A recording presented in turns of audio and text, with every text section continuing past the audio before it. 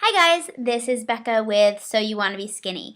And my first tips blog is 5 tips for a healthy weight loss journey.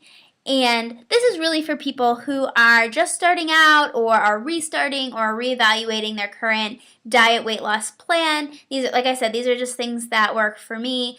And hopefully they'll work for you as well. So the first tip is to make a plan. You can't really go from point A to point B if you don't have a map to get there. So create a map, create a plan. Figure out, what does weight loss look like? What are my expectations? Are they realistic? And what does being healthy mean? Does it mean this is something that's temporary? If it's something that you're thinking is temporary, then you need to reevaluate that, but I've heard either 85 to 90 or even 99% of dieters actually gain the weight back, and a lot of them gain it back because they go right back to those same unhealthy eating habits. So figure out, what does weight loss look like to you? What does it mean to be a lifestyle change? And is the lifestyle change that you're making something that you can sustain? And with that plan comes tip number 2, set realistic goals or set good expectations. Do you expect to look in the mirror tomorrow after you've gone for a run and look like Angelina Jolie? Do you expect to look like a Victoria's Secret angel? If you do, then don't. I guess simply don't. You're not going to look like those people. You're going to look like you, and you're going to look like a smaller version of you. That was a huge shock for me. I thought that I was going to lose 70 pounds, and I was going to have a flat stomach and abs, and I was going to look just like those supermodels, and I wouldn't even see me staring back in the mirror. But unfortunately, I see me staring back in the mirror and not a supermodel that's been airbrushed. So set realistic goals, set realistic expectations, and don't start out with a goal of 90, libs or libs, 90 pounds or 50 pounds or 20 pounds. Don't start out with those goals. Make them goals that are attainable each week or even every day. One of mine that I started was, I don't really love running. I don't hate it anymore, but I don't love it. And I said, I'm going to start running Tuesdays and Thursdays. Even if I don't want to do it, I'm going to get out there and do what I can do. And I've been going every Tuesday and Thursday. And afterwards, I feel like I have accomplished something, and I feel proud of myself for getting out there and doing what was difficult. So that's the second tip.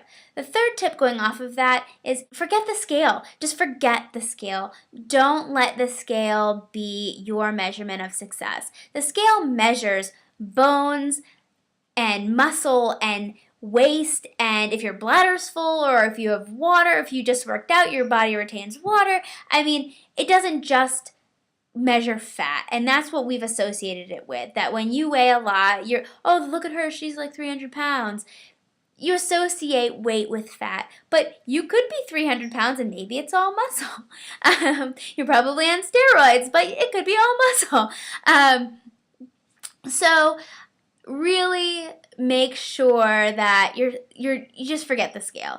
Yes, use it as a tool. It's a great tool to use to help keep you on track, but the more obsessed you get with it, the more it's going to completely ruin your day if you have a bad day. And it causes people, when they plateau, to restrict calories and to eat almost nothing. And if you don't eat enough, your body eats away at your muscle and not your fat. And so you actually, while the scale may move, you'll probably be losing a lot more muscle than fat. Or you might be losing equally the same, or even just a lot more muscle than you'd like to. And you don't want to lose that lean muscle, because that's what's going to help you burn fat. And if you want those six-pack abs eventually, you're going to want that muscle there so that you actually can show it off. As well, lean muscle does not just include the muscles that you use to work out, but also your heart and your organs and your intestines, etc. So you don't want to restrict. You don't want to make sure, or you want to make sure that you are not focusing on the scale all the time. Focus on how many compliments you're getting. Focus on how your pants fit. If you're measuring, take photos. That's really what you need to do. Number 4 is to cut out the processed crap. Cut out the processed foods. Get rid of them. They are horrible, horrible things that you're putting in your body. Chemicals, man-made foods and fats and salts, and I could go on. I'll probably have a whole blog topic on processed foods one day, but cut out the processed foods. Just because Weight Watchers has its name on it, or it says lean in the title, or it looks healthy because it's green, they have people who get paid big bucks to make that marketing stuff, or to make it sound like it's healthy, so that you'll stay fat and they'll keep your money. And I'll probably have a blog topic as to why the food industry wants to make you fat, or wants you to stay fat by exploiting what you don't know. So cut out processed foods. If you think that it's expensive to eat healthy, it's not, especially if you're going off of whole foods, because in the grand scheme of things, you're only buying food that'll last a week or two. So don't go overboard when you're buying a ton of produce. Just buy what you need for the next couple weeks, and then if you need more during the week, go and get it. But you don't need to. With processed foods, we've been taught to buy in excess, and then and if you do that with processed foods, then it will be more expensive. Or sorry, with produce, it will be more expensive, especially because you're throwing it out. So just buy what you need, buy whole foods, buy vegetables, fruits, meats, etc. But get rid of the processed crap. And then finally, the last tip is to read the label. If you don't know what something is in a food that you're eating, and you say, well, it's just one thing, that one thing could probably be poisoning your body. You have no idea what it is, and you're just trusting the food company not to hurt you by producing it.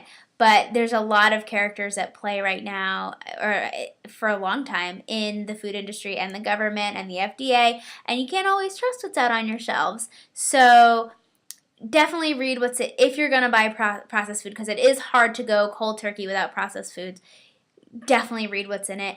Don't just buy it because it's a lean cuisine or it's a smaller meal. Just because it's smaller just means you're eating less for a higher price with the same amount of crap in it. It's something cheaper and just as bad for you. So read the labels. Learn how to read a nutrition label. There's so much information online, good and bad, but a lot of good information too of how to read a nutrition label. I'll probably do a blog as well later on for guidance on how to read a nutrition label properly, what things are, what's just crap, what doesn't even matter that they put on there to make it look good, and it's really just to trick you into buying their food. So learn what's important on a nutrition label and what you should look out for. Hopefully these 5 tips will help you as you go on your weight loss journey, or over the next couple weeks, as hopefully you'll be starting a healthier lifestyle. And if you have questions, leave them in the comment box below, or I have a blog now called So You Want to Be Skinny, blog.tumblr.com. There's an ask box. I'll be answering questions on there for people who ask questions, and I'm also posting blog topics and articles and encouragement photos and recipes, etc. of foods, healthy foods that I think look delicious, whether I've made them or not. And hopefully we can take this journey together, as I've said. And so feel free to start a conversation. Let me know what you think, and let me know what you want to hear about when it comes to nutrition. Have a good week.